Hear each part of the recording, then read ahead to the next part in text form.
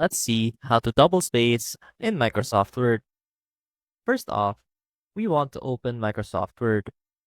And as you can see right here, we have our document ready. Now let's say that we want to add a bit more space in between these lines. So what we can do is use the line spacing option in the Home tab. So the line spacing option is located right here. And you'll see that currently we have our document in 1.0 line spacing, or the smallest one. And when you hover on the different options, you'll see that your document will also adjust to that option. So let's go and use 2 to check double line spacing.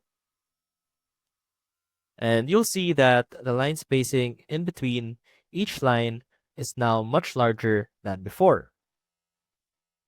You can also only select a particular paragraph or 2 particular lines to add your spacing. So for example, we only want to add a double line spacing to the first paragraph.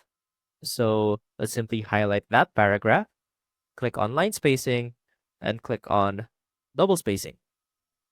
And that should only apply the double spacing into the paragraph that you highlighted.